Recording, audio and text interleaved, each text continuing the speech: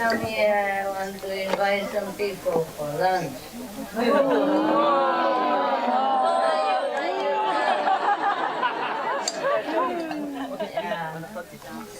I don't really know whom I should invite, so okay. We have the Vietnamese, we have the Chinese, we have the snowflakes, we have the chocolate flakes, chocolate chips, and we have the contact person, and we have some of my personal old buggers that I knew from LA. So what shall I do? Okay, I do mini mo, huh? We start from here. Okay, you start. Mini mo. This for me and this for you. What was that?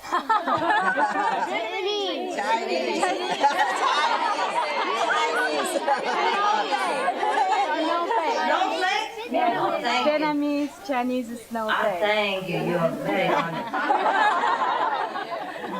Teacher, trainer.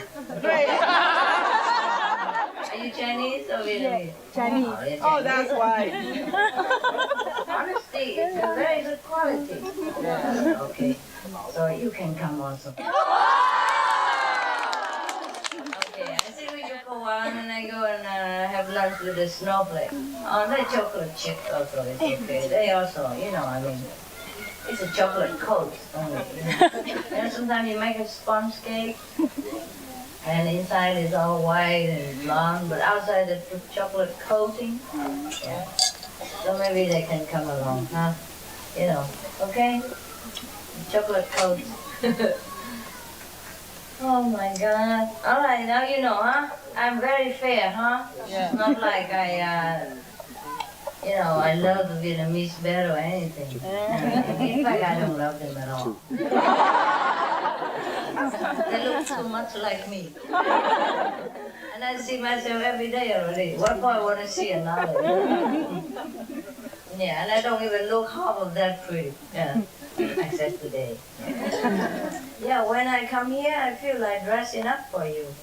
Also, my attendant, they put all kind of beautiful dress and, I don't even wear half of what they put there. Thank you, Sister. Yeah.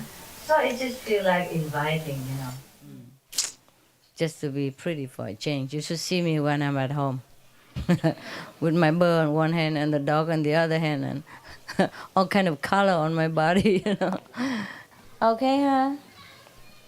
I love to see you, but it's your resting time. I don't want to waste your time. I'm going to... No. I was thinking I go with the snowflakes, no? Hey, I'll come back later. Well, we see each other in the hall, no? Or you want to sit here and meditate? Are you laughing? No good? Sit here also not bad, huh? Is it very hot in there? Isn't it nice, huh? My God. You have so much blessing. Yes. You must have meditated a very great deal at home, so that God loves you. Yeah. Yeah, we need some more blessing in this world, huh? So many terrible things happen. Things have to get worse before it get better, huh? Right? Yeah. They get to the worst and then they get to the best.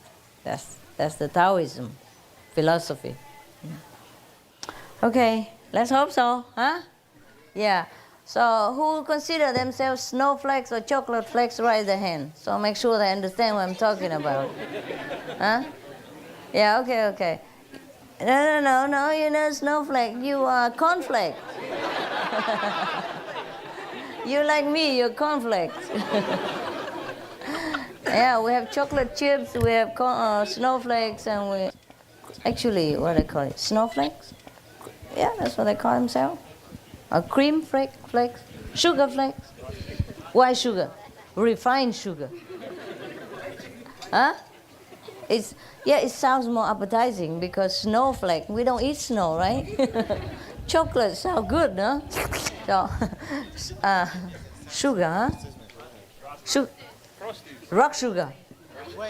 Rock sugar? Rock candy? What? Frosty flake. Wow, that's on top of the chocolate. Oh, okay. Huh? Too much sugar.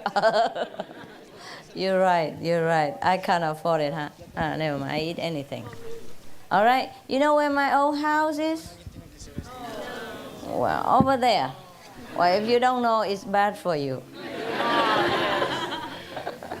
Because if you left your place empty, 10 would take that place, and I'll be overcrowded. Okay, if you don't know, you try to find out. There's a map somewhere for treasure hunting. Okay, just follow somebody who knows. I'll see you in a while. All right? But I see you all in a while also. You can come, of course. Thank you, Master. I don't know what flag you are, because to be honest, Indian, what kind of flag is that? Curry flag. Okay, let's go, hey? Let's go. And thank you for the audience.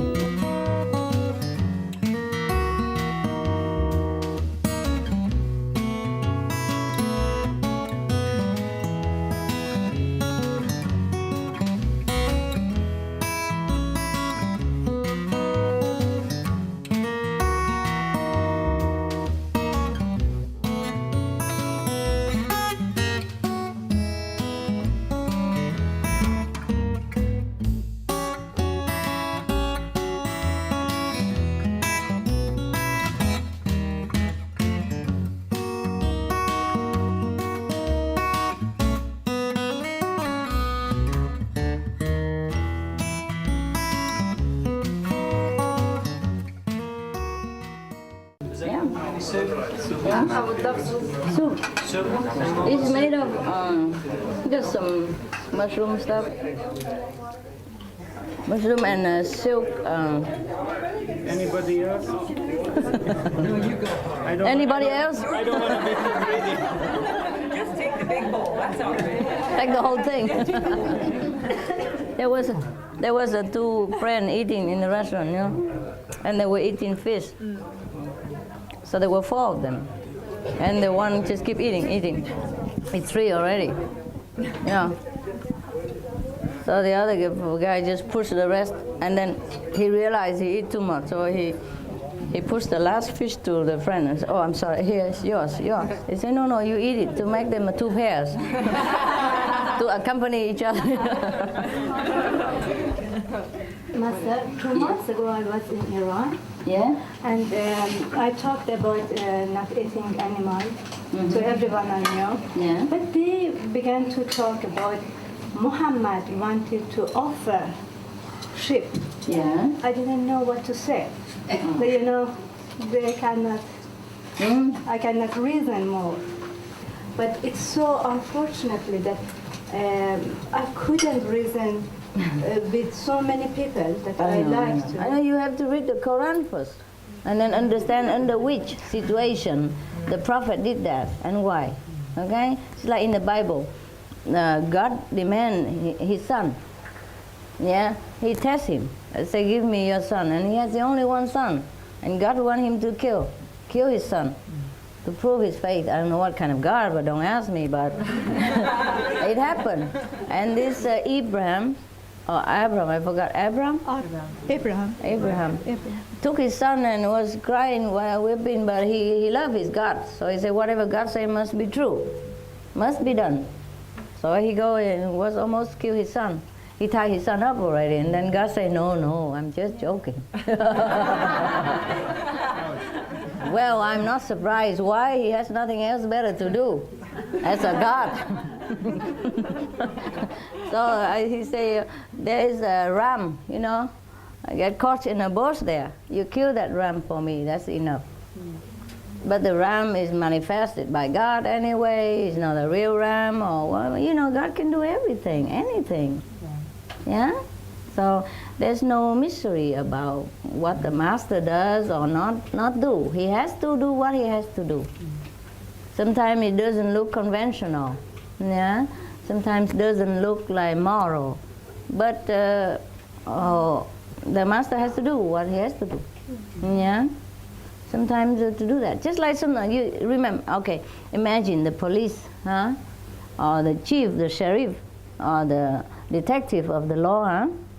Sometimes he has to cover himself and go out and deal with the criminal, buying drugs from them, exchanging fake passport and money, and pretend to deal with the illegal stuff, and then they catch them later. You see what I mean? Have to do with them in order to convert them. Many things the master has to do, not necessarily he likes to do. Yeah. Some people listen, some people don't. They don't listen, all of them, you know. I mean, it would be good, huh? But it's also good that don't all listen. Otherwise, I don't have enough center. This is very small, and we all crowded already. We're thinking of buying another one, you know, and blah, blah, blah, blah, blah, you know. Yeah, it's okay. Whatever happened, happened. Everything is okay, really, like that. You know, I mean, if you want to remember yourself and you suffer so much and you want to progress quicker than usual, then I may help you. If you don't and you choose a slower road, who cares? It's all yours. You are God. Whatever you do is correct because you are God and nobody else there. If you choose to be a criminal, if you choose to be a bad person so that you can learn by mistake and turn around and recognize God as the opposite of that dark and terrible force, then you may do so. Have you, otherwise, maybe you've been killing enough and you're tired of this life, you want to, you know, be a saint, then you may choose to do so. There are many ways to choose, you see? So I don't mean that you kill people and then you become God. It's not that. But you have to learn from the opposite. That's why we are here. You know, everything we do here is opposite from Godhood, from upstairs. If we are up there, we don't need to do anything. We don't need to eat. We don't need to worry about money. We don't need to have sex. We don't have to marry. We don't have to fall in love. Nothing. You see? So everything we do here is opposite to what we should be. And that's how we recognize ourselves. Huh? We recognize a man by seeing a woman. If there's no man, there's no woman. It's okay. Everybody is okay. Everybody is God. Even the worst criminal in the planet, he is God. And he has chosen that path. The God within himself. Yeah. There's no victims. There's no murderer, nothing. Tell you that honestly, I mean, at the end of it, there's only one person.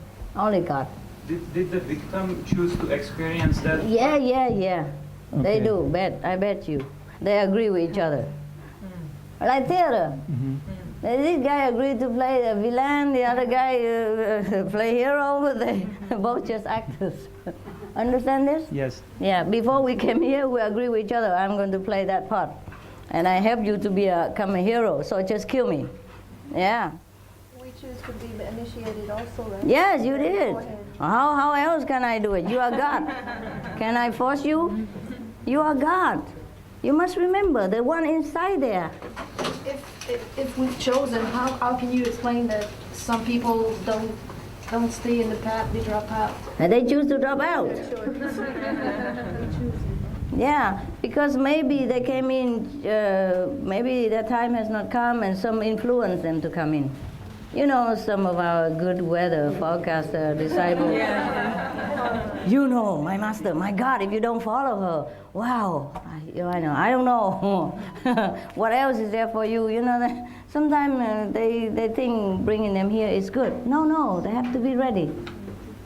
Yeah, I always tell you all the time, they have to be willing. You can explain to them, and if they understand the logic and they come by themselves, and that's good, they will stay. If not, they come because of you. Say, oh, what do I have to lose? You know, let's check out what he's doing in there, you know.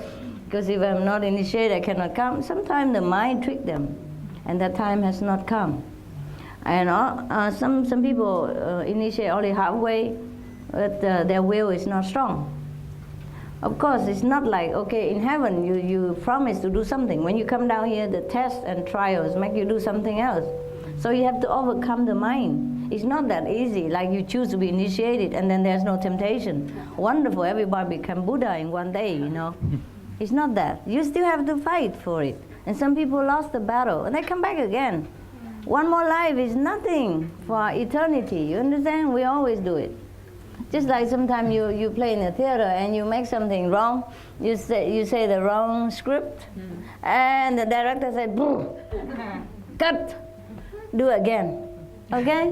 It's no problem. It's like theater. One scene is just half a day or 2 hours. For us, one life also is nothing. Nothing is it's a fraction of billions of a second in the universal plan. So we come back again and again. We don't feel tired. We're okay. It seems very long when we are here. Yeah? My God, aren't you pessimistic? Master, recently I asked the Master in my meditation that when I check out of here, I would like to go straight to the 5th level. I really don't want to come back here on the You don't ask much, huh? Well, it shall be done. I don't care what it takes. It shall be done, don't This worry. time I had enough. Yeah, okay, cool. And so, Hey, don't is worry. this possible? You will change. Yeah, possible. If that's all you want, that's all you get.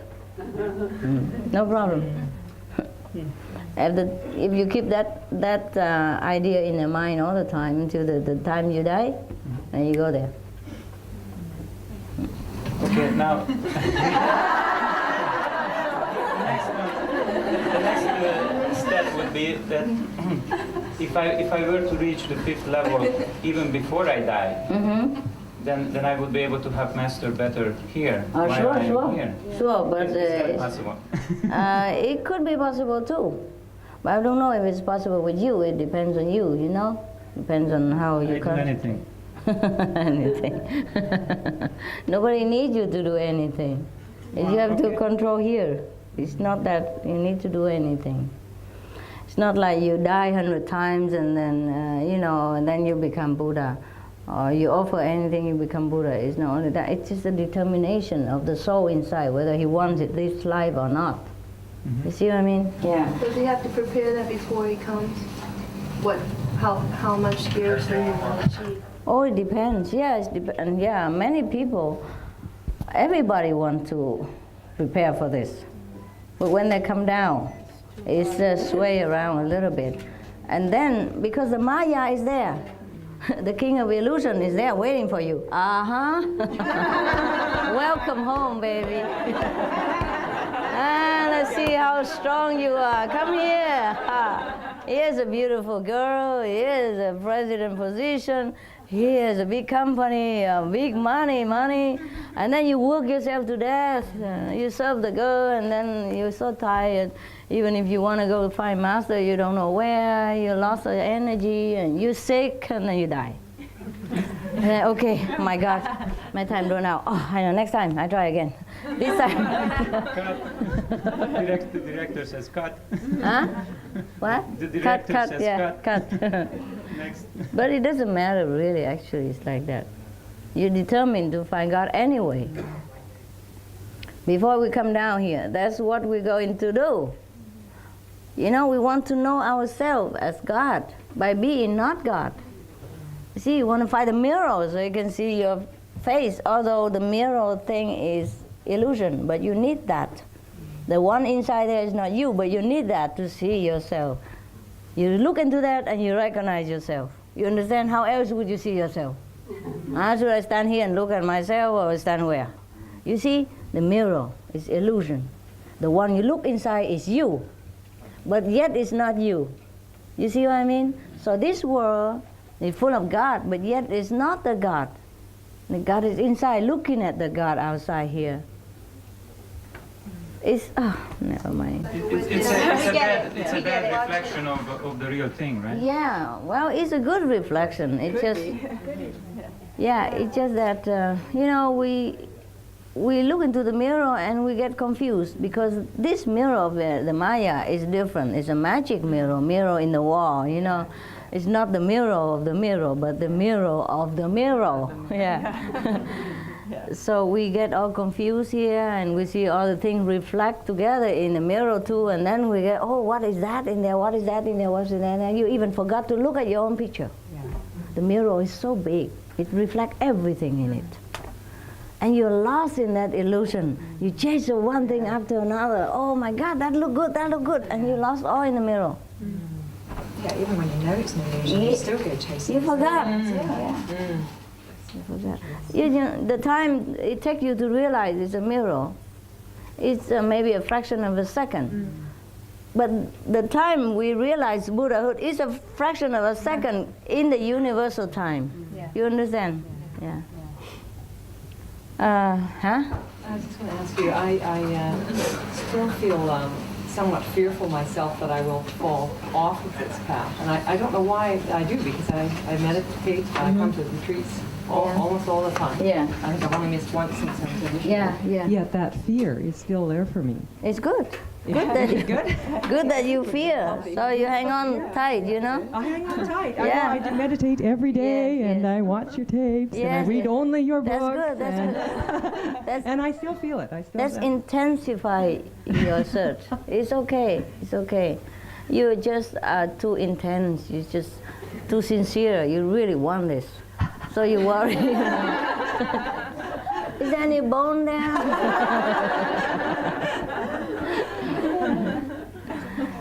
Yeah, that's what it is. You're so intense, you worry, you lose it, you know. And that is good. Yeah, very one-pointed. Eh? We never can be sure with the Maya. Never. Yeah. To death us do part, you know. They follow you everywhere. The king of the magician. Follow you everywhere. They make anything to make you happy, but stay. You know, sit, stay. Hear the bone, sit and stay. Yeah. Anyway, the reflection in the mirror is a real one. It's us. That's why it looks so real. Body, but it's not the soul. But if you take the mirror away, it's not there anymore. You see what I mean? Whereas we are here. Yeah. Similarly, the one that always here is the one in there. And this one, if we take everything away, no reflection of the world, you know, everything gone. The body gone. You see? This is a reflection. Yeah. But because this mirror is so vast, so dimensional. Have you seen the 3D and 4D? Look like the actor is just zooming right at you or jumping on top of your head and you scream sometimes. That's how real it is. And the 3D of life, the 4D of life is more real than that, so we can't even touch. You see what I mean? But when we look with these glasses in the 3D, wow, it looks so real. Everything is so real, like you are inside the aquarium, or you are under the ocean, you know, in the bed, under the ocean bed, or you are inside the train, or you are, you know, touching the actor's nose and everything. That's the illusion of it. Just similar to life. It's so real that we get lost in this. So when you see in the 3D or 4D, at that time, do you remember who you are or you were watching? No, you were in there completely. For that instant, you forget completely that you are the watcher. You get scared. You want to run. You want to punch the bad guy. You know, all kind of emotion arise in you because you identify yourself with what's going on in front of you. You take part in it because it's so real. You become one of it. You see? Similarly, this life is like that. Except that it's much grander in scale, much more refined, that we could not even think it is a film. We're not allowed to think like that anymore because we all completely programmed to forget that we are not, that we are the watcher. Yes. So you meditate. Yeah, until you meditate, then sometimes you realize, oh my God, who is that? That's an ugly body staying there. It's not me. So ugly, and I have to go back there. Oh, no, and then zoom, you go in. And then you cry, oh no, Master, I don't want to stay here. Take me up again. Until next time. Yeah. You see that, huh? And then you see even everything disappear, the whole world disappear, all this illusion disappear. You see just true self, true light, and just heaven and God. So that's just when you realize, that's the end of the movies. Yeah, but for us, it doesn't end like end and then it end again. We just like take a break and come back again. For us, it's the beginning of the sufferings. Huh? For us, it's the beginning of the sufferings. Why? Knowing that there is better elsewhere. Oh no, you shouldn't suffer. Of course, you feel regret, but you should be happy. Somebody else never know that. Right. Yeah. A lot of people don't even know that. At least we know it sometimes. We can take a break from the 3D. They're film forever. Never ending. What? And wear out all the emotion, all the energy with the film. And we can take a break and say, oh, it's what a film. Okay, recharge. Oh, the film come back again. Oh, punching film. Yes. Yeah. One thing I just want to thank you for is when we talk about the people who can't get off or who can't go find a glimpse of themselves. Yeah. And recently, the first person in my family passed away. Okay. My father passed away. Yeah. And I never had lost a family member before, and it was pretty hard. I know. Yeah, thank you. And then at one time, I was out near my father's house, and I suddenly had this sense that he used to call you the Asian princess. That was his name for you because he saw your picture in my car. Oh. And so he knew that you were my master, and that he was okay, even though he didn't follow the path or anything. But he was. Yeah. So I had this sense that he's dying. I mean, he's dead. Okay. Mm-hmm. And then he'd say, oh, that's the Asian princess. Mm-hmm. And I just feel so grateful that he at least has the taste of that freedom. Mm-hmm. He knows the freedom, and even though he never knew he was looking for it when he was alive, that he must take care of him. No problem. Well, it's one of the greatest gifts. It's not excluded. Yeah. Told you already. Yeah. So if he knows the master when he's alive, so much better even. Yeah. Even if people don't know the master power also takes care. So much more if he knows, and even like and give a name and all that. Princess, not a bad name. I like that. That saves him. Yeah.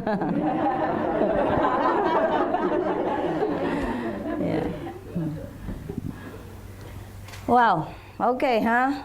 Anything else over there? Oh, way over there. I thought you guys want to go rest. Come, yes. How are we all related to you? Like in previous lives, because we have this strong connection. Did we follow you before? Yeah, some of you. Some are not. Yeah. But I cannot count one. There's too many, Yeah, some of you have connections, some of you not. Some of you have indirect connection. Like, okay, read the sample booklet and throw it in the dustbin. Hocus pocus, salatante. And then, even it's bad connection, but it's still a connection. If it was a good connection, sometimes like, okay, your friend follow the master and you don't abuse her or anything, you don't say anything bad, but you don't believe. But because through your friend, your friend pray for you. Yeah, like, oh, please, she's so ignorant, help her, But because in that lifetime, she's so stubborn, you don't want also her time not come. So the next time, when she come back, the master follow. She didn't follow master has to follow her. The friend promised with the disciple. Yeah.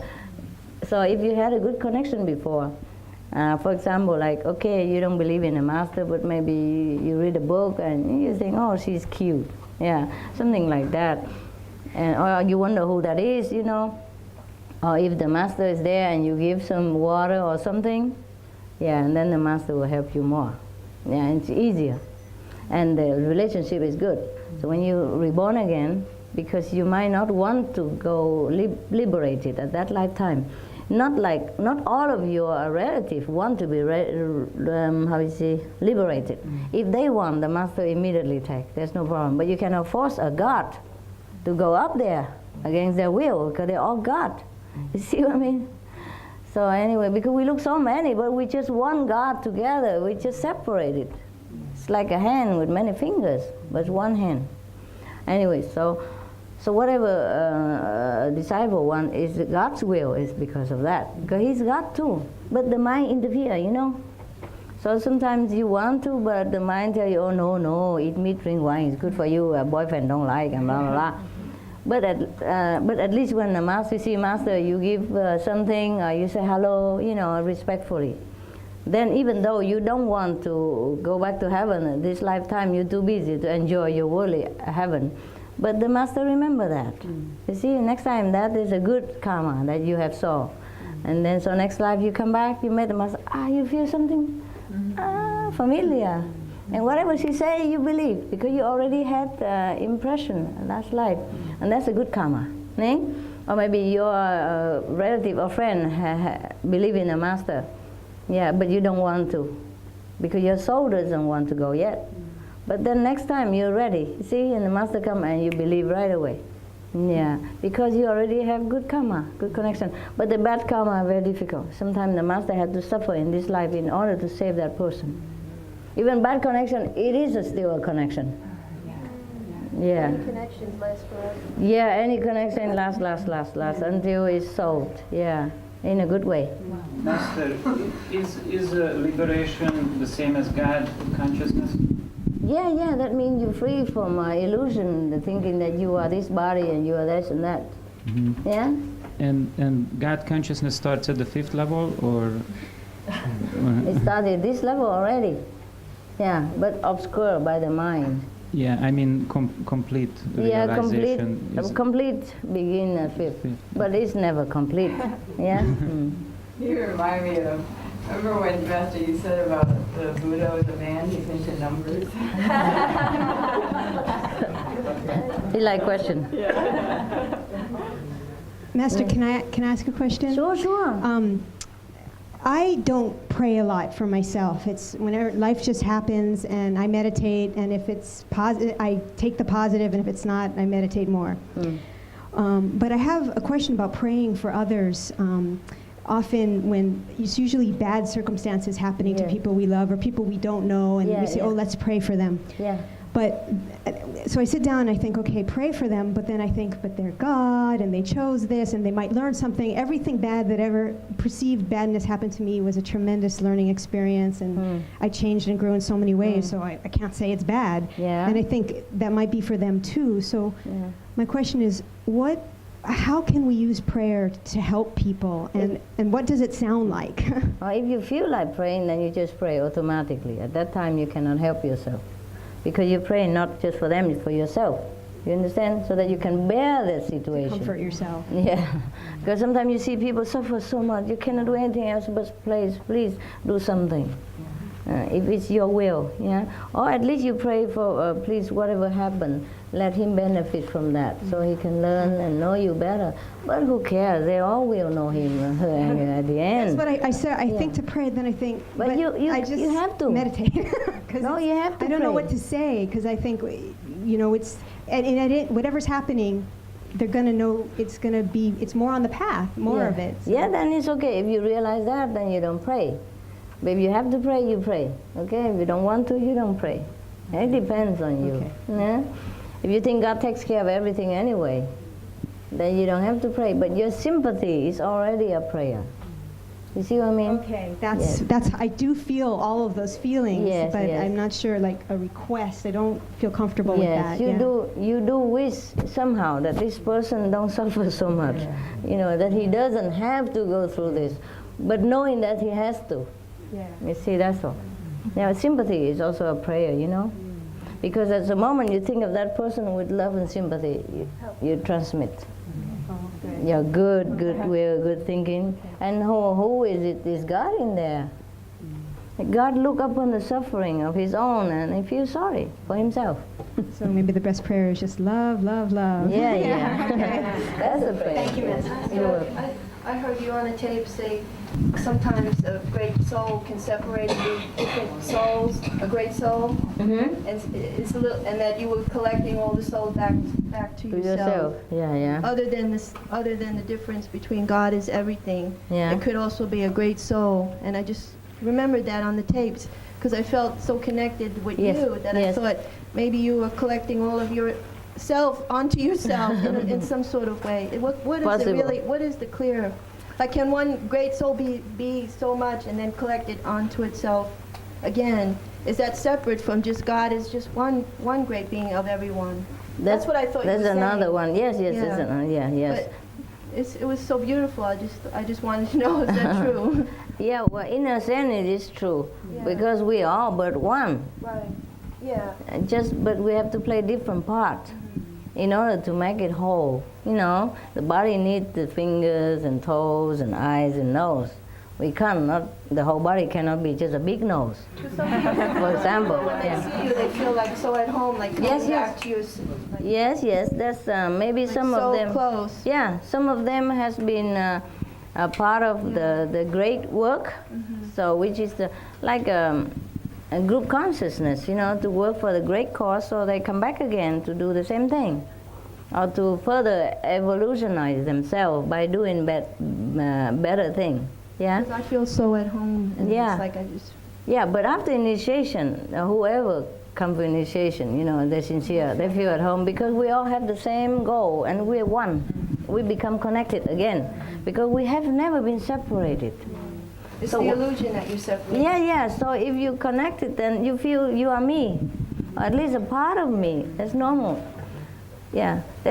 The master, of course, can divide himself or herself into thousands, millions of beings and make the whole world, but it's not only that. The master does Yeah.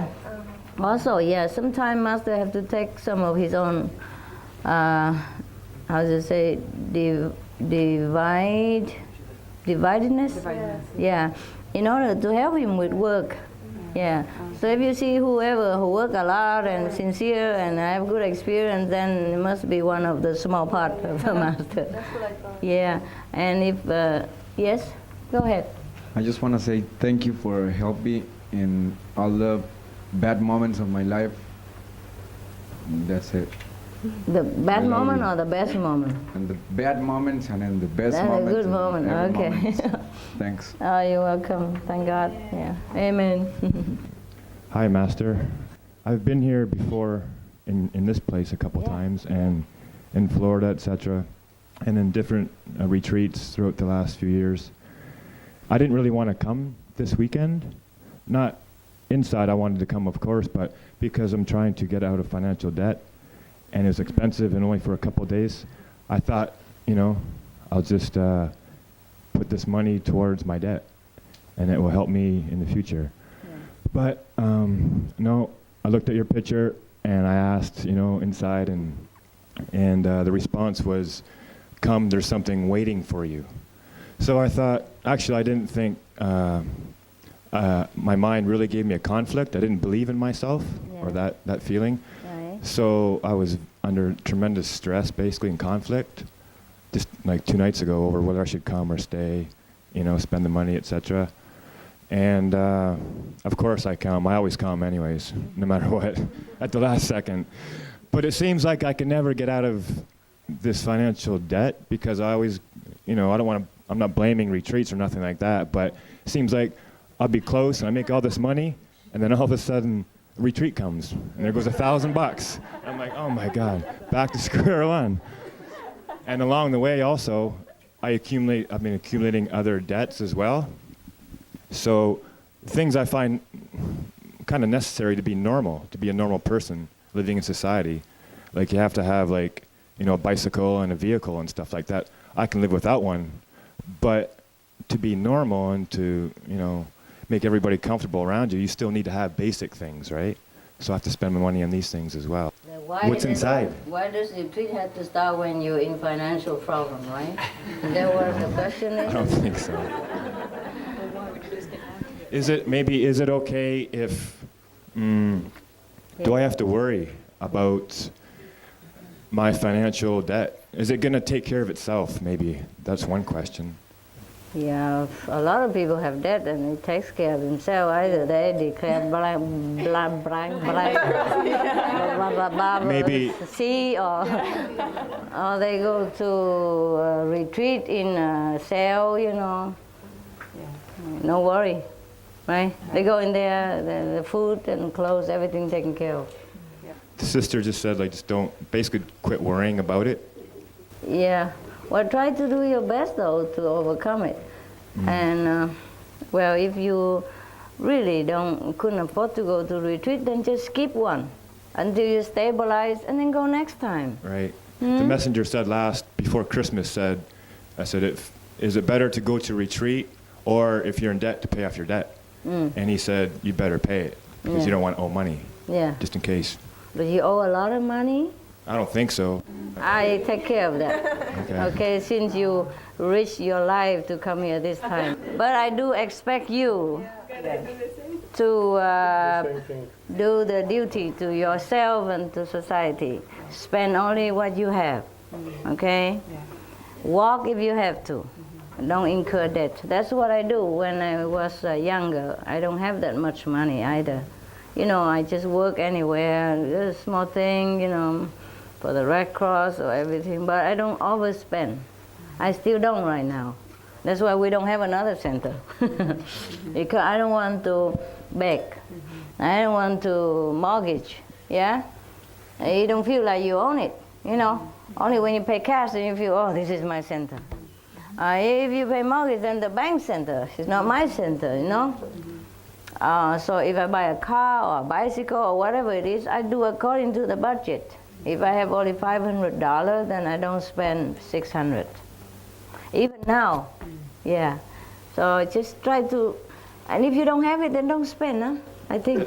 I actually, recently I just bought an expensive item, and I was going to buy a lot more. Yeah. Because I got caught up in it. Yeah. And Maya, or pretending that this is going to make people happy.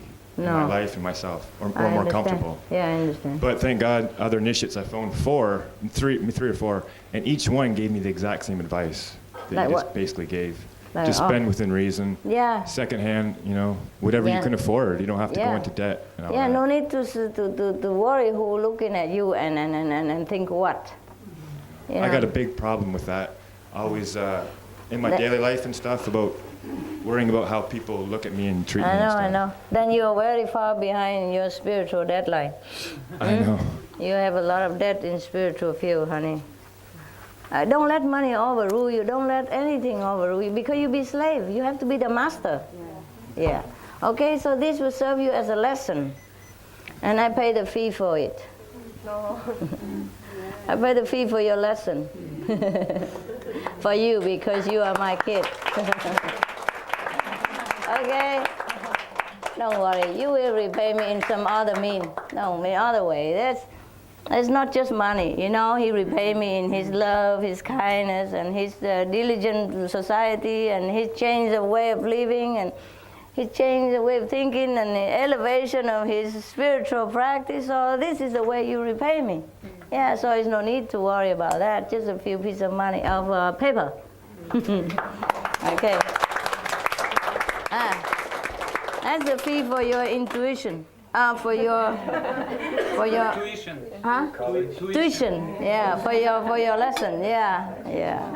The parents you have to pay. You know, have to pay for the kid. When they go to college, you know, if they cannot pay, you pay. My God, I told you. Yeah, ma'am.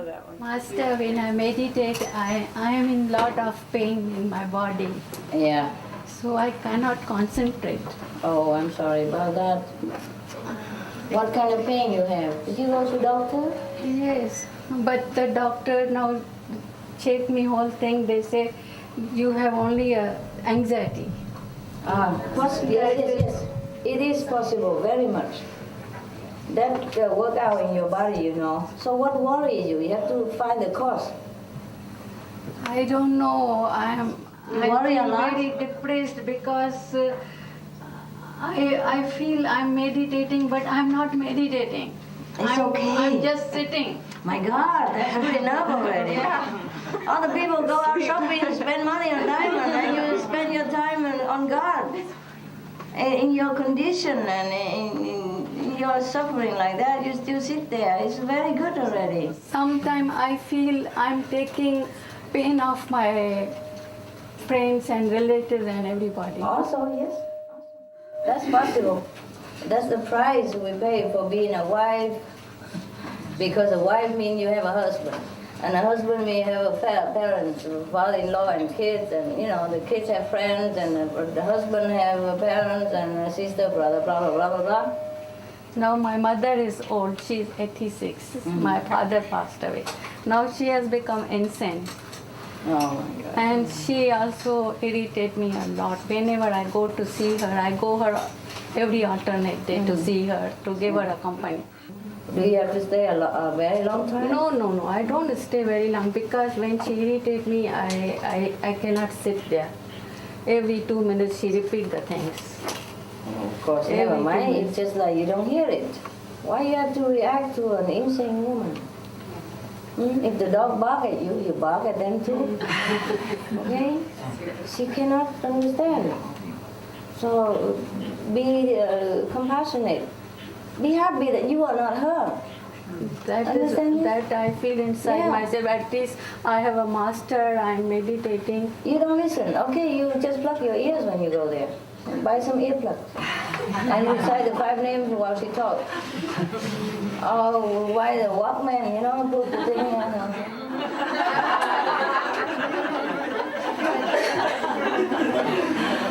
Do something creative, for God's sake. Don't sit there and take in all the insult or the irritation. Why? It's just a theater. She doesn't know what she's saying. All right? You should not take it as an offense or anything. Listen to music. If she doesn't know at all, so she don't mind you listen to anything. Put the earplug in your ear and listen to lecture and laugh, or when she was scolding you, you laugh, and probably she was startled and maybe she wakes up from her dream. You know, when I'm angry with her, she cursed me. She said, you will suffer from your children. Same way. No, you see, that's terrible.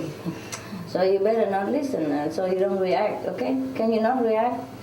For example, if I scold you, will you scold me back? No. Okay? Okay.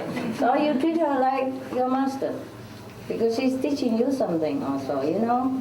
Teach you to be more loving, more tolerant, and more understanding, more sympathetic. She has gone through a lot. That's why she lost her mind. Be happy that it's her, not you. Okay? Be happy you don't have to suffer like that. At least you still have a strong arm and leg. You come to see her instead of somebody else come to see you. So be happy that you're not in that situation. And that alone, you should feel sorry for her and feel happy already. Suppose it were you. Can you imagine? More suffering, more suffering. So whatever she say, just laugh, as if I say it. If I say it, you wouldn't be mad. Okay, so can you put me there? Because I'm in there, I'm in her heart. And when she dies, she'll come with me. And she'll talk bad about you when she comes. When my father passed away, she is the nervous type. I thought she will be faint or she will do something. I just told her, Master is before you. She justly stopped everything, and up to this today, she's not crying or doing anything for my father. I just told her, Master is before you. Master what? Take care of her? Oh, okay. Then she knows, then at least she believes in your master and she's not saying anything bad. She will be gone before you to the master, and then she said, my daughter, she was very bad. And your grade will suffer, you know? Okay, never mind. Just remember, it's me. Okay? Thank you, Master. And if you think it's me, you cannot do anything. Okay, when she talks, just take the picture out and compare. I look like her very much.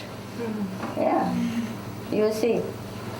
If you concentrate well on what she's saying, not on what she is saying, but what's behind that she's saying, and you see me there, and you'll be too scared to talk.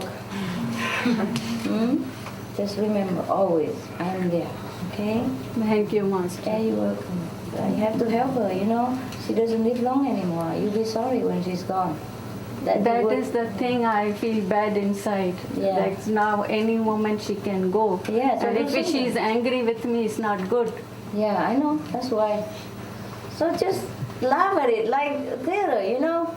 She's not talking to you. She's talking to nobody. She's not aiming at you. She's aiming at nothing. She's lost it, you know. She's gone through so much suffering, you know. At her age, you know how many children she had raised, how many bad neighbors she has to put up with, and how many fights with her husband she has to swallow. Yeah. Lucky she's not so sick. She just lost it because she couldn't bear no more. Who can bear this life? Tell me. We are strong, but sometimes we could even, you know, fall down and succumb to all this pressure of life. And she's just a very frail woman, and she endured it up to now. She's 80. My God. 86. Huh? 86. 86.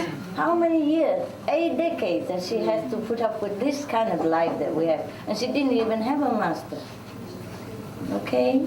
You're very lucky. Of course, I know it's very easy for me to say it because it's not me. But that's the best advice I can give you. Yes. Just think of it as God. Because it is God too. God is testing us in every corner, in the least expected place, through a least expected person. Because we think, Mother, she should be sweet and all that. Master should be always kind and smiling and forgiving. Oh, she's scolding somebody. You know, you understand? It shock you out, but that's God too. There's no one else is there. I cannot be there always to test you. Yes. So somebody else has to do the job. She's just a stick and you bite down. You stupid. I understood. Good. I know you do. Yes, next one. Master, first I'd like to say that I'm absolutely humbled by your realness. I can't put much more into that. I'm kind of at a point right now where it's like I've had to grow up kind of fat. I'm 23 years old. Oh, you have to be responsible. Right. I kind of went from being a kid to just moved out from mom's house to a dad. And I'm a musician. That's what I've known my whole life. You know, I'm a singer. I mean, I teach classical singing, and right now, and I play guitar and all that. But I'm kind of at a point where I don't know whether I should be killing myself doing a job that isn't me. You know, that isn't really helping anyone, helping anyone to be expressive or to really find themselves. You know, in whatever it may be, and doing what's truly me, which is music and whatnot. And I have a lot of pressure from a lot of different angles. You know, one being obviously being our debt. We've acquired a lot of debt over I can't even talk about the amount, but. Being 23 and married and one kid, I know. It's hard. It's really hard. So we're living at her parents' house right now. But that helps. Which is, absolutely. How about your wife? Is she supporting you? More or less she is. Yeah? Well, if she works and you work a little, that should be okay. It should be. But I haven't been able to find a real job so that she can raise our daughter other than someone else, you know, like daycare or something like that. Well. And it's been like 2 years since I've been doing computer tech stuff, and that kind of went down with the economy and whatnot. So what do you want? You want to quit music and find real money? Absolutely, I do not want to. But I mean, it's what I'm just kind of. So what's your question? You don't know where should my energy be? Meditation. Oh, right. But as far as taking care of my family, I mean, freedom is my number one goal. But yeah, you should put more energy and concentration whenever you can meditate. Even if 5 minutes, that should be solid 5 minutes. Okay? And then everything else comes from that. Mostly it's like that. There's so many wonderful stories come from meditation, and you still haven't believed in it fully. You forget the provider. Because I felt like I was like you were talking about the movie earlier, you know, it was like I've lived most of my life knowing that the movie wasn't real. Yeah. And even though it was hard to be in the movie, I could still step out of it and say, and then go back in. But lately I felt like like I've almost been in the movie, like permanently. Okay. Try not to worry too much, because that doesn't help anything. You have to focus on what you want, okay? And then, for example, whatever you can cut. As far as love concerned, not. But everything else, if you don't need, just cut it. You don't need more clothes than 3, 4 pair.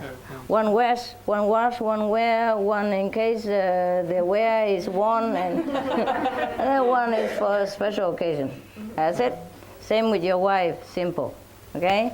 And then if you can go with pool car or go by bus, or get a bicycle with a helmet, yeah, instead of a car, for example, like that. Live in the basement if you have to, until you stabilize. The kid don't know the difference between a basement and an upstairs if he has love from the parents. My birds, they don't care where they live, as long as I'm there. Or my dog also. I don't care where I change, or, you know, sometimes we squeeze in one, you know, mobile home or, you know, RV, small, RV with 5 dogs and 2 other human beings. There's 3 human beings and 5 dogs in an RV. A big RV, of course, the biggest. Not the biggest, but the big. But still, it's crowded, but we're happy, you know. I almost stay there forever. I don't want to go back home or anything. It's all tax and bills and whatnot, you know. But then I had to go. First, I have to come back, see you. I do other things somewhere else. And then if we come back, the mobile park is taken over. Or maybe the neighbors cause trouble. I have to go. Can you imagine? Even I live in a RV. Some people always come and bug me. There was a lady, you know, I live there so happily. A month you pay $150. That's it. No more bill, nothing. Just stay, and you have electricity, water, and everything. And you can stay there forever. It's good, I don't mind, you know, next to her. But the one lady, she had 3 dogs, small ones.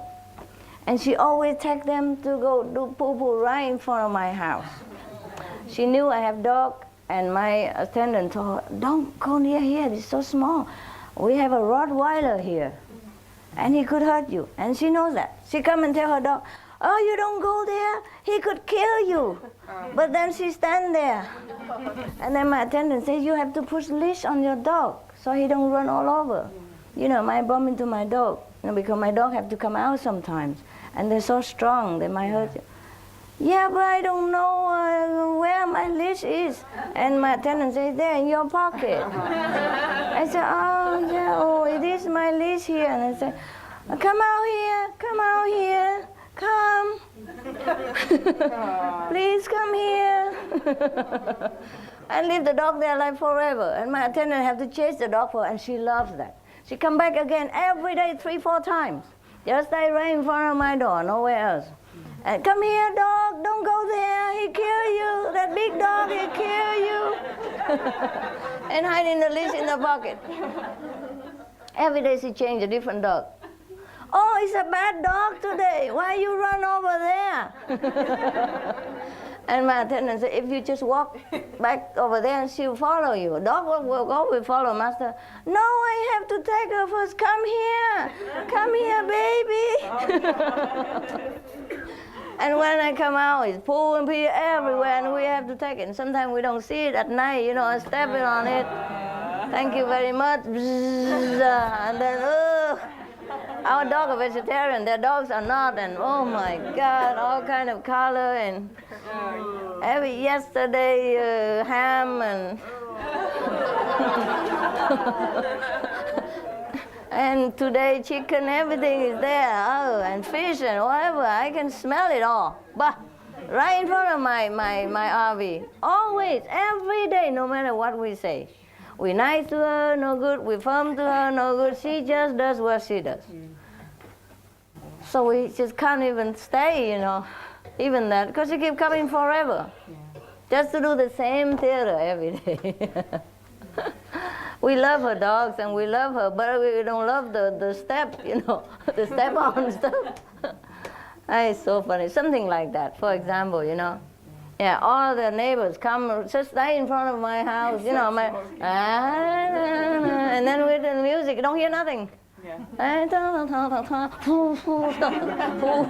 know, and the wind blowing right into my house. Yeah, and cigar and whatever, you name it. And then put the radio, you know, bigger than life. Happy, you know. Happy anywhere, why in front of my RV? He has his own RV. Why is that in front of my RV and do this kind of stuff that God knows why? Yeah, want to shoot me out. Go back to your disciples. That's what he said. Yeah, for example, what is it? Oh, that's from the disciple. Wow, that's very generous of you. Thank you. This means a lot, you know. I know this is what you give, and this is a lot for you. I know that. Yeah. Okay. Even though the number is less than mine, but for him it's bigger because he earned different. Here you are at the same amount, so don't get jealous. And I don't want to hear no more about all this stuff. Stabilize your life. No, it's okay. It's okay. It's from God. Stabilize your life and cut off, and stand on your feet. Okay? Stand on your feet again. Okay? Don't let it get you down. Yeah. Honey, yes. Tell me. Okay. You know what? The success in life is not you driving a Mercedes or whatever. It is how you can be proud without anything. Look, the Buddha, he forsake the whole kingdom, and he's the proudest of all men. That's what I call success. Don't be fooled by the neighbors, flashy stuff, and don't be deluded by them. It's difficult to live in a city without having to show up. You know, if you find difficult to control your mind because so much influence in the city, move to the countryside where the folks are more simple and they open their arms without you having anything. It's better to live where people are less fortunate, because then you don't feel you are in need of compare. Yeah. Yeah, find some country neighborhood, something less pretentious, so they don't give you pressure. Yeah. I tell you a story. You want to say something, or should I say it first, or? Well, Master, I wanted to take this time because of the two previous stories to tell my experience, and I think that a lot of people can benefit from this. Tell them. And what happened was, I'm an IT consultant. Yeah. And at times I would make more money than I would thought would be possible, but October the 19th, I got laid off of my job, which is nothing unusual being a consultant. Yes. But this time, because of the economy, I haven't worked since then. But what I want to tell people is that at first the ego was hurt because I was laid off and I had worked 16, 17-hour days, whatever, with no warning. Then after the ego got over being laid off and I got readjusted to not having that income coming in and having my unemployment check, then I said, well, January, income tax checks come and I can get caught up where I was from behind. And so since then, but what I want to tell people is people are amazed when I tell them that I've been out of work since October the 19th. And Master, I want to tell you, I have never been happier in my life. You take such good care of me that I tell people that sometimes, even when it seems like I may not be able to make mortgage because I'm single, money comes. Or something happens where, like in April, I didn't have to pay mortgage because I got to refinance, and they said, well, you can skip a month's payment. I said, Master always takes care. If you focus on what's important, then everything else comes. And when the retreat came, I said, oh, you know, this may be the last unemployment check, but I have no doubt if I can get to Orlando, even if I have to hitchhike or wherever, I'm going, because your priority. And it's like, well, Master, when I was in the mall one day, I said, why do I need another pair of pants? That's not important. What's important is I know without a doubt, instead of saying I think I know that I'll be taken care of, I've had to live it since October and not think of it in theory. And to me, I can't explain it, but it's just money is nothing. It's illusion. But see, it's not the money thing. See, for me, it's not the money thing. It's where you put your faith and where your priorities are, because it will test you. It will test you. Yeah, it will test you. And the priorities for me, I know without a doubt, my soul is the number one priority. And I say, even if I have to sell a house, but my house is not a big deal, because when my mother was sick And I said I might have to move back to North Carolina. I said I may have to sell a house then. So what does it matter if I have to sell the house now? Live in a mobile home. It does not matter. Your Live soul. in a motor home. Yeah. So I just want to tell you. Yes. I just want to tell you, Master, that what you've given me is priceless, and I want to thank you. No, thank you so much. It's all yours. It's all so yours. much. Thank God. It's funny that you thank me. You are God, my God. But thank you for making me realize what the potential that I had inside. What a pity. It's all yours. You are great, my goodness. Everybody, if they know this, there's nothing else that cannot solve. No problem can ever arise. You are just God. My God, everything's yours. It's all yours. Everything is yours.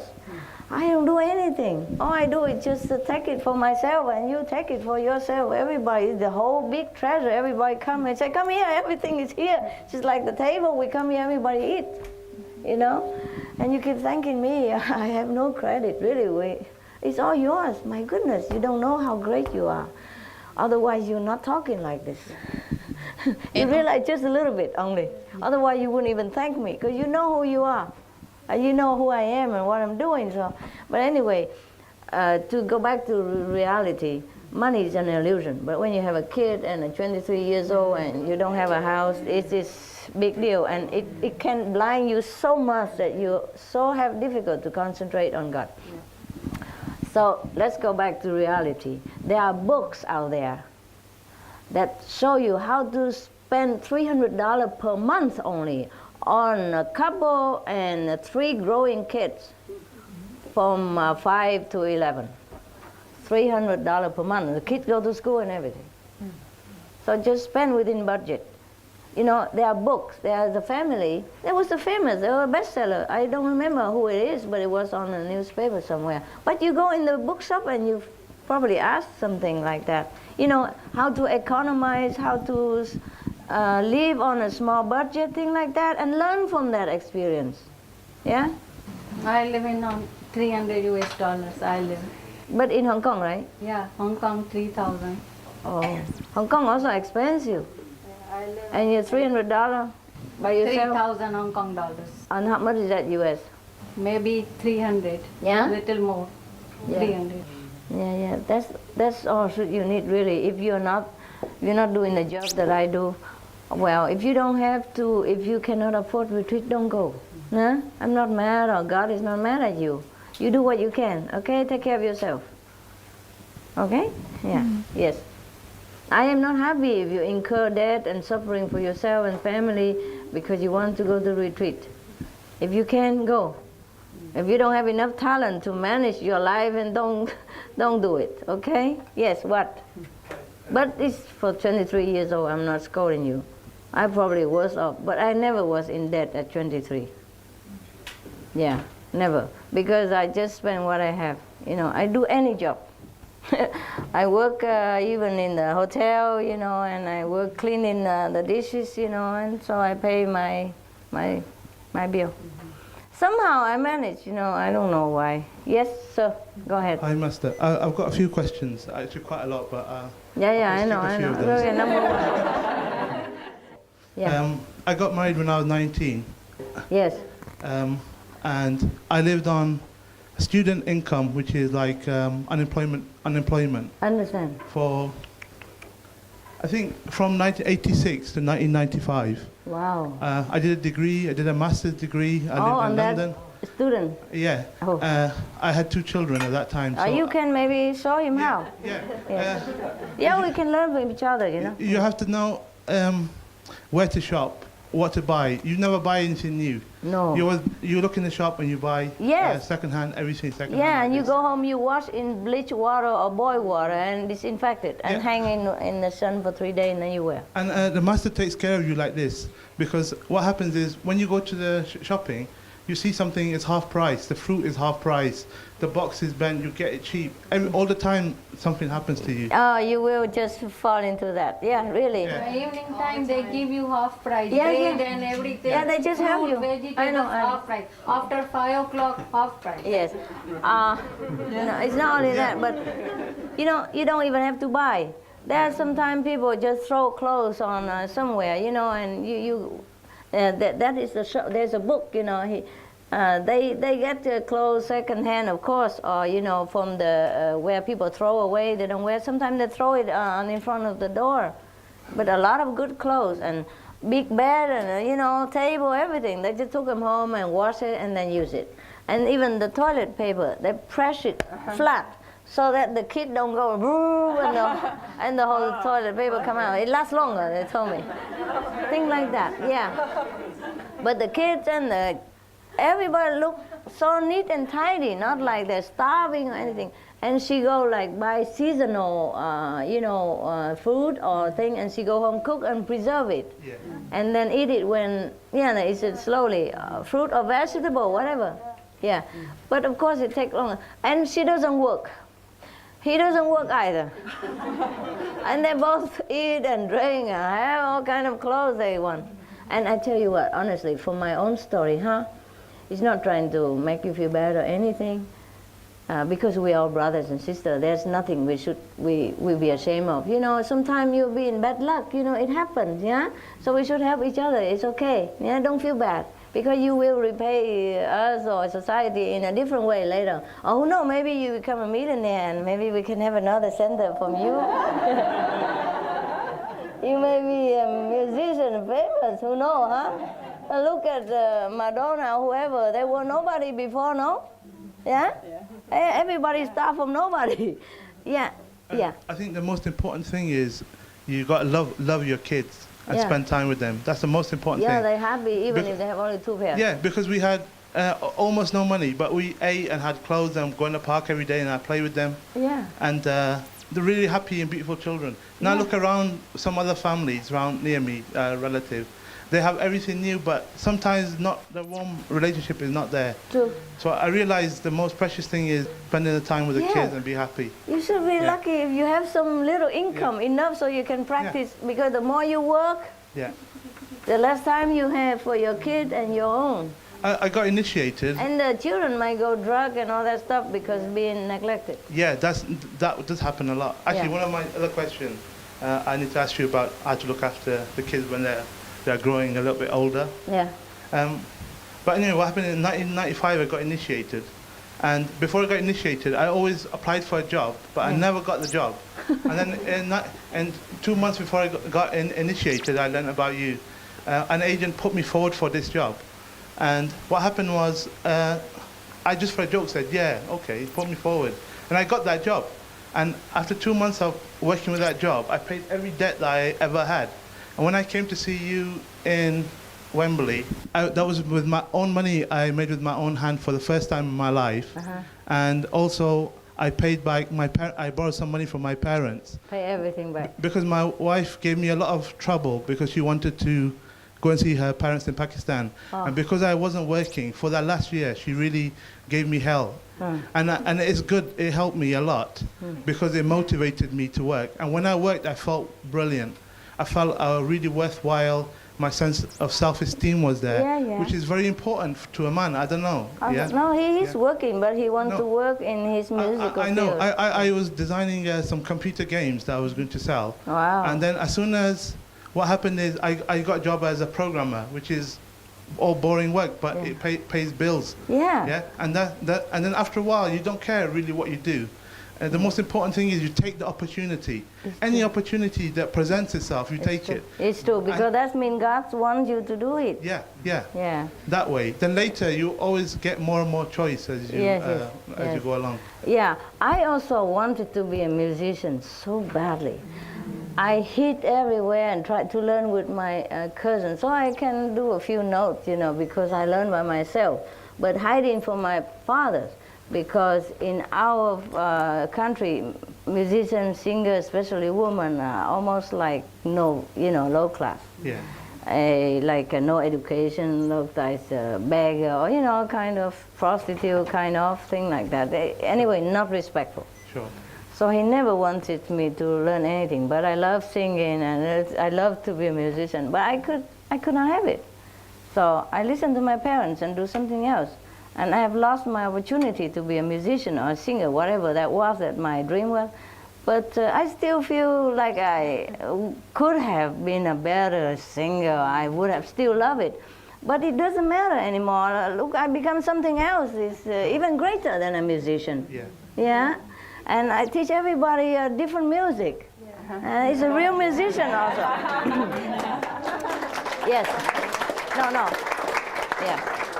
What I mean is, we do have to sacrifice sometimes.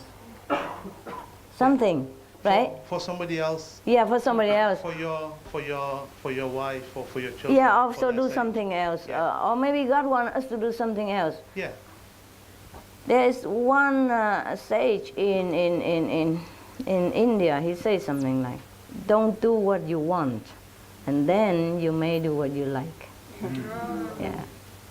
And that turned a very bad and brutal Muslim into an enlightened saint immediately. Don't do what you want, and then you may do what you like. Yeah, this is You'll be allowed to, you'll be able to do what you like. Yeah, and then you're free, you know? Because you keep slaving for what you want. Sometimes it's a kind of also bondage. Maybe God doesn't want you to do that. Oh, sorry, the other side of the situation is like this. I also had many jobs because I'm a consultant. So I work for some months, then I'm out of work for many months. Yeah? And what I realized is this. When you cannot write your last page rent check, something will happen. I know that I'll be in the job. Because I've done it so many times now. I have complete faith in that. Don't care anymore. Yeah, I know that before I lost one of the job 2 years ago before Christmas. It was my stupidity for working too hard and finishing the job early. So they said, "Oh, you finished the job, bye-bye." They think you are bad. Yeah. Now I've learned from that. But anyway, I don't want to. No, it's okay. It's good to be honest. Yeah. But I give them what they need now, as opposed to what I can do. Oh, okay. Yeah. Well, you just tell them the package, like I can finish this in 5 days. Yeah. But then he would then make me work at that same pace for the whole of 2 years then. Oh, I understand. And that is not good for me. Okay. Or for him, I don't think he can afford it. Yeah. I tell you what, when I was a student, at one time I was also very, I was very hard. I don't even have any money anymore. I went to France, you know, and I do some housekeeping job. But then for a doctor family, and there was a kid in there, and she was terrible. And the wife didn't understand, and she blamed me and all that. But this is not the point. And the doctor felt sorry for me somehow. And he was very handsome, and I was very young. I was 23. So kind of, I also felt kind of, I don't know, sympathetic relationship with him. But of course, I was born in Vietnam, and you know, no messing up with the married men and things like that stuff, the Buddhists, you know. So just kind of having a crush, you know, little thing, but nothing serious. I don't even touch him or anything, you know, don't even look at him. But he's worse, you know. And I thought this okay like this, no problem. But then one day he advanced, you know what I mean? And he almost, he took me in the bedroom, and then I said, no, I don't do this. And then I had to leave then. Because I realized this time 2 people. If only me, then it's okay. I can hold it, you know. But now I know this guy is even worse. You know, he couldn't hold it. I didn't know he was, you know, having in love with me or anything. I didn't even know. So it was easy. So I thought it was me. But it was him all along. I didn't know. So now I realize the situation is not good. So I have to leave immediately. I didn't take 1 penny.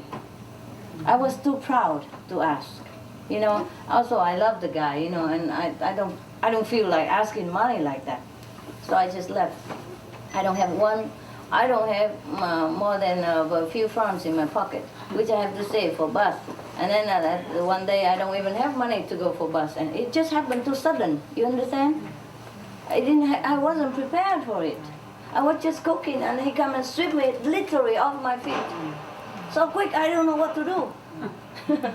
You know, and then so anyway, afterward I sit down and talk to him, you know, I say, it's okay, you know, I know this good, but we cannot do that. You're Catholic, I'm Buddhist, you know, we don't do this. And he understood also not that nothing he didn't. But then I know today I can control myself. I don't know if tomorrow I can. Because right now I'm not alone anymore. You know, if I'm alone and I feel like, okay, just a fancy, it's no problem, just romantic thinking and young, you know.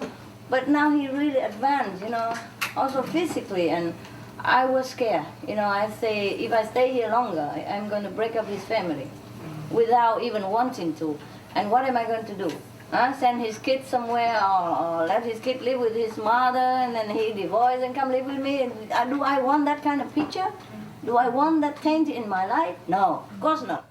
I was young, but I was morally very well educated, so I left. I didn't have a place to stay. I don't know half a soul in Paris. I don't have a job. I don't have more than $10 in my pocket. And after a while, I have to walk home. You know, I just, you know, take the discard newspaper and look for a job. And then I got a job, all right, in the restaurant. And I could stay in that restaurant behind also. You know, it's not a room or anything. It's a storeroom, but it's okay. I have somewhere to stay. 3-4 days, I didn't have any food. And they let me stay a little while in their apartment, you know, upstairs, separately. But I don't dare to come down during all that time. I had to stay there for a while, but I don't want to see him. So I don't even want to go down and have food. They say, come down, eat, you know, even before you left, just come here and eat. But no, I stay there, just borrow their place, you know, where I stay. Because when I got the job, I had a room too. But upstairs in the 6th floor, and you have to walk up 6th floor. I tell you, that's a very good thing. After you walk on 6th floor, you don't fall in love anymore. You worry you might fall, you know. And that's a good thing. And for some 3 or 4 days, I don't have anything to eat at all. Nothing to eat, just drink water. And I even have an injured pigeon. I take it into my apartment. So I gave him the last bread, whatever I had. And then later he's gone. And I got a job too. And then that doctor wanted to come see me again. Oh my God, and I had to run from that job. Yeah, I was stupid. I let him know where I work. I just said, I'm okay, I'm working here, it's okay. But then he came and I had to run again. But I had a few dollars more in my pocket. You know, I work a few days. I work some days and I earn some money, and that paid me to the next steps, you know. And I forgot what next. I forgot. Oh yeah, I got a job in a hotel or something like that. I can't remember. Of course, it cannot be, you know. And then I continue studying, you know, a little bit French, or study French like way of life and things like that. Fun, you know. As much as I have, it was fun. And so I'm telling you, you know, life can test us really severely sometimes, eh? So don't feel like you're alone, huh? I've been there too. And not only that, when I just started, you know, my job, my job, yeah, yeah, I didn't have any money, you know. I spent all my money, you know, and when I first came there. When I first came to Taiwan, I don't know anybody there, but because I'm Buddhist, so I don't speak Chinese, so somebody from the Buddhist Association came and took care of me because she speaks English. And I wear Tibetan monk robe, you know, of course she respects very much, and all the monks that she met are rich. So he put me in the first class hotel and everything. I didn't know how much it cost. I thought, my God, how generous. He had probably a monk for free or something. I don't understand much. 700 NT per night. For me, that was the end of everything. So I run out quick. So I say, well, give me a temple or something. I cannot stay here. And blah, blah, blah, blah, blah, you know, because all the monks in Taiwan are rich, I tell you. I mean, 99%, they're rich, rich, rich. When I went to study those precepts with them, you know, monks and non-precepts like that, all of them, they eat luxurious things all day long, and I can only look, you know. I said, my God, how can you spend so much money on that packet? You know, like seaweed, one packet 600 NT. For me, it's a whole lifetime money. I didn't have any. At that time, 600 NT is a lot of money. It's how much is it? $10? $2? Huh? Or $1? Kind of, huh? Huh? $25? Okay. Well, that I didn't have, you know.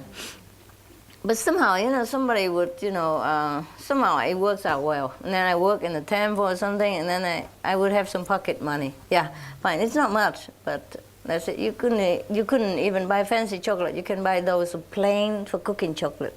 That's the pocket money worth, 500 NT. Anyway, per month, yeah? But you have to buy everything yourself, pen, paper, everything, blah, blah, blah, blah. But that's not the point. And even after I was discovered and spend time teaching people already, I still don't have money, but a lot of people follow me. And we have to share clothes and everything until I have only one left. And that's the only one, okay? And at night I wear something else, like almost like long john, something to sleep, and then wash that quick, and then hang it there, in the morning put it on. So it's okay. We were happy though. I never know that money or sort of thing can disturb you.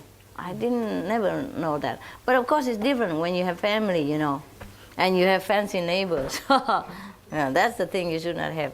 Anyway, and then after that we do something, you know, like I grow some sprout to sell it, you know, and small thing. We plant vegetable where we rented the house, and later we couldn't even rent it anymore. They sold it behind our back because the house was like ghost haunted house.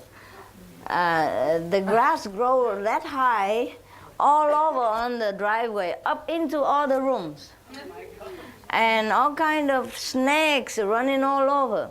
And because the rent, you know, cheap, and that's a place, at that time I have like 20 followers, you know, nuns and all that, like Thong, for example, that's one of the earliest one. And we share clothes, and we share room, we share bathroom and everything. And so we do that, and then we plant things outside. But later the house taken away because they sold it. When we made it beautiful and everything, they sold it immediately. And we didn't even know. So and then we go out, go camp on a river bank. 3-4 people, 1 tent. Remember I told you? And I can always tell who is who because the toes sticking out. That's sticking out. So you know, and it's okay. It was fun in a way. It was so creative, so adventurous. Sometimes we have like a 5th-hand car somebody donated. Or we bought it by our money. I don't remember anymore. We have very little money. We put it in a tin, and whoever needs to take it. Yeah. We don't need much. We buy food and that's it. You know, clothes is taboo because it's expensive. Yeah. So anyway, that's all we have. And then the 5th-hand car, and then we run all over together, squeezing like sardine in the doors, in the can. But then we go everywhere. And sometimes in the middle of the night, we just stuck in the middle of the road, and we just come right there. We thought the road is deserted, nobody there. But in the morning, the truck was coming. And we hurry, close, and then roll in the tent and run, you know. And sometimes I saw a piece of land, and it looked like a park, and nobody there, you know, just some fruit tree, and next to the river. Oh, river, we need water. So we come over there. We thought it's empty, nobody there. I was naive. I really didn't know. And then somebody come in and say, you better get out before we call police. It's private property. It's a fruit garden or something, but they neglect it. Yeah. I was very naive. I didn't know. I just come right in the middle of the road because it looked convenient. Both sides is all hilly and you know, full of you know, hurdles and all that. So the road looked like deserted and also very broken. Looked like a long time nobody goes, so it's okay, we come there because we're in the middle of the night already, we don't have nowhere to go, so we come right there. And sometimes we go deep in the mountain and get lost, don't know how to come back and all that, but it's fun. We always find something, like and get lost in the mountain, and suddenly somebody come and say, oh, come here, I have an empty house. You can stay there for a night, you don't go in there, there's nothing in there, and you can't go out, and there's no food, nobody in there. So we stay in his house. The house has no roof, but there's 4 walls, you know? 4 walls. At least a woman doesn't have privacy, you know, the walls, you know? And then sometime it rained in the middle of the night, and then so we just put a canvas on top of all of us and sit there, and we felt like kids. It was very fun. And we cook for whatever we have. You know, we bring pots and pan everywhere because that's all we have. And we cook the big pot and we eat together. And we have to take some time, collect some dry wood and cook it everywhere, anywhere at all. Anywhere when we feel like we could stop, we stop. You know, so we went around a whole Taiwan on a no budget. Yeah, I don't know how we did it. I really forgot. Yeah, I really forgot how it happened. That's how we did. And we come on the riverside, and sometimes the flood coming. Oh, everybody run! But I guess I had a mission, so I didn't die. You know, not so easily. And we drink sometimes all kind of dirty, stupid water. You know, I didn't know. Of course, we use a cloth, you know, to filter it. But then when we go up a little bit, we discover all the gulls are living upstream, and the gull, bad, the whole heart was living there. No wonder the color of the water looks so weird.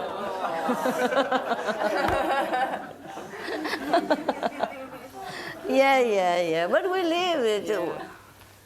Yeah, all that, and I didn't have one bacteria in my body. I drink all the Ganges filthy water with, downstream from the, leprous village. Yes. I didn't know until I go up, but it's too late. For example, you know, drink all kind of river water everywhere. My God, God must really love me. I have to say, this guy is really love me, or else how would I survive? You know, how would all of my nuns and monks survive, and how would they survive even? Yeah, under that condition, and we didn't have like nutritious food like right now. He is like king here. Yeah. These come after 5 or 10 years of hard work.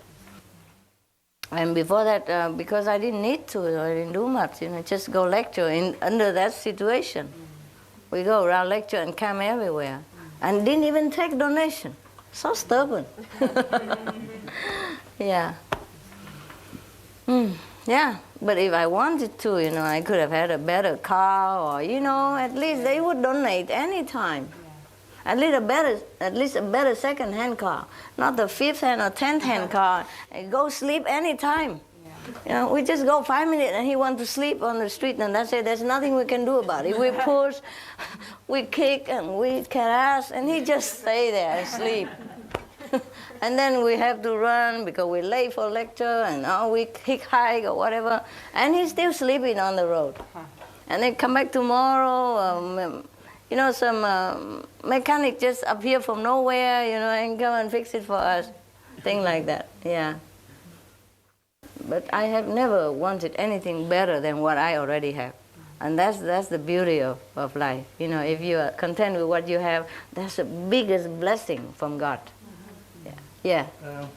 Actually, on the other hand, sometimes it's very important to come and see you. I remember one time, a few years ago, maybe 99 or 98 like this, I was very sick for about 2 weeks. Really, it was an illness, like a very karmic illness. Yes. And after the 2 weeks, I couldn't walk or anything. Oh, must be flu. Felt very sick, and my mind was like totally broken. My tongue was like this. I had fever, restlessness. One day I fell off the bed and I was on the floor, and that's the first peace I had for 10 days. So I told my wife, if I don't move after another half an hour, don't move me, I'm comfortable, but call an ambulance. It was really so bad. And also I didn't have a job.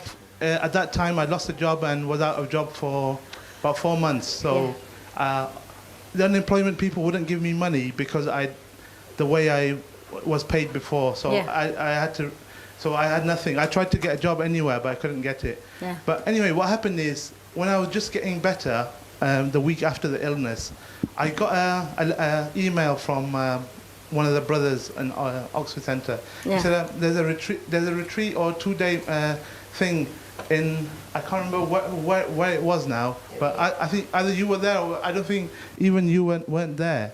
Yeah, it was a 2-day thing somewhere. Yeah, so. But I had this childish thought in my mind that I should just go to the cash point and steal 200 pounds and buy the ticket and go. And it gave me peace for the first time. Yeah? I felt happy like a child. I thought I should go and do that.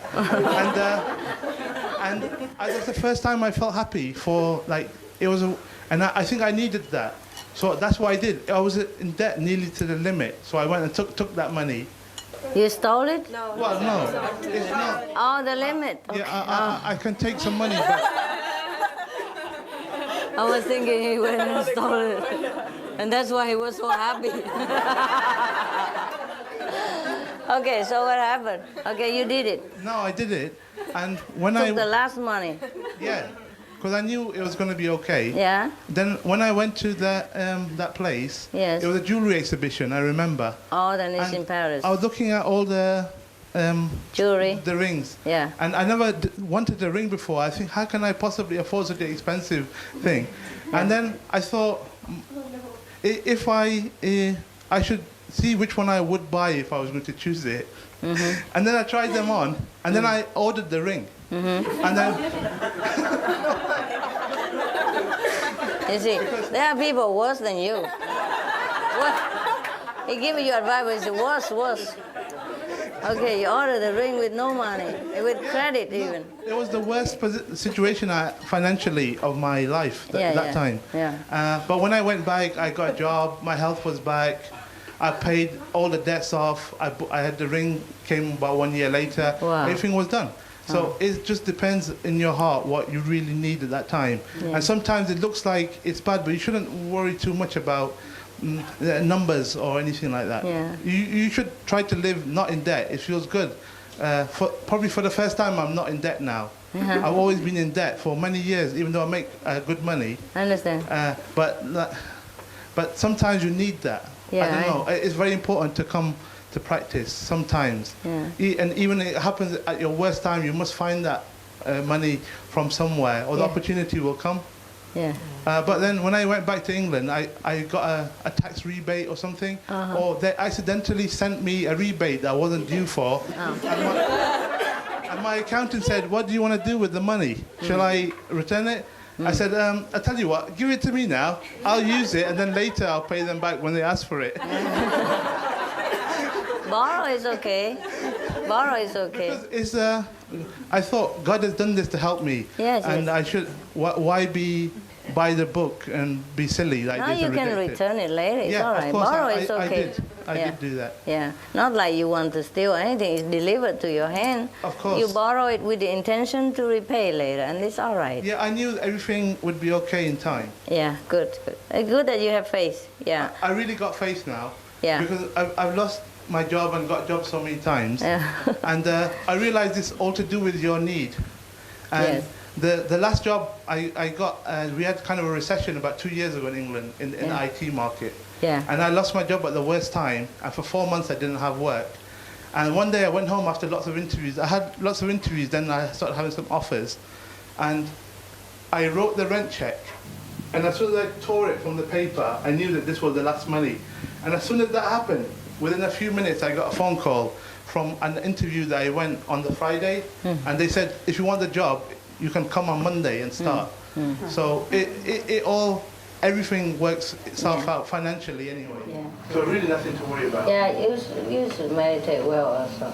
Yeah. But of course, it's easier said than done, eh? Yeah. And people have different karma, consider that as well. Yeah. That is true. But nothing God cannot do.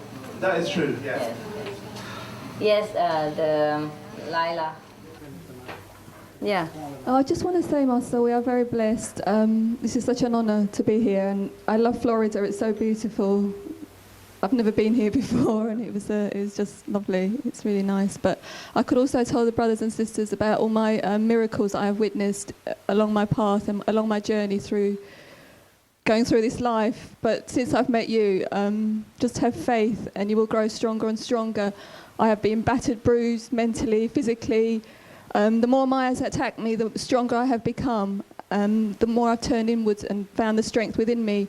I finished a degree. I went and did a teacher training within the last 5 years. I had major operation, suffered bad marriage, and all sorts of things have happened to me. But I'm here to say I accept everything that comes my way, and I see everything as a blessing and say thank you to God, because I have learned so much and I've witnessed so many miracles. And just have that strong faith within you, and you will all get there eventually. And we're so honoured to have such a teacher to guide us. And we always keep saying thank you to you, but we would not been able to. I mean, you have woken me up literally, and without you I would still be asleep probably, and I have searched for you always, so, you know. Here you are. Yes, thank Here you. I am. Yes, exactly. So you are truly my sweet Lord on earth. Oh my God. You too. Thank you so much. That makes me very shy. But, what did you say? Say it again, please.